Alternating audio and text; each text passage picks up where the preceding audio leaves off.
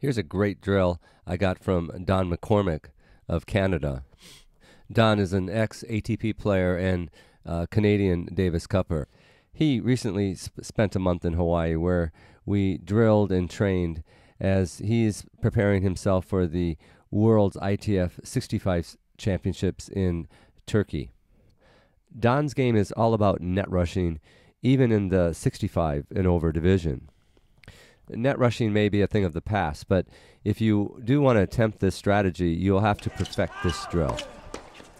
Even if you're not comfortable doing this strategy in singles, you will have to learn to hit this volley if you're planning on playing any kind of competitive doubles. The difference between this shot in singles and in doubles is that if it's not instinctive in doubles, you're going to have very frustrated doubles partners for life. And there's no better way to learn this shot than to just practice it.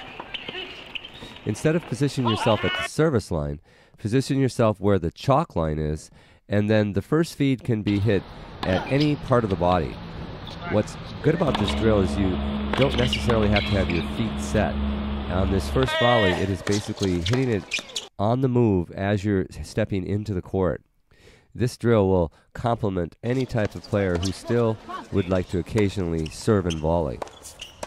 Again, this is all about movement, and nothing can replicate this type of first volley unless you drill it over and over.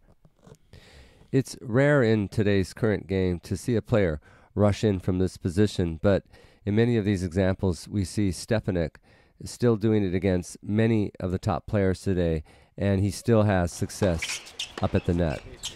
This is by far the most difficult maneuver to master in today's current game.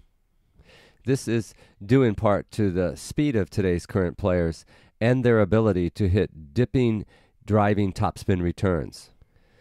I wish there was a template for learning this volley, like the windshield wiper forehand or the double-handed backhand, but this shot is so dynamic that there are no two volleys that look alike.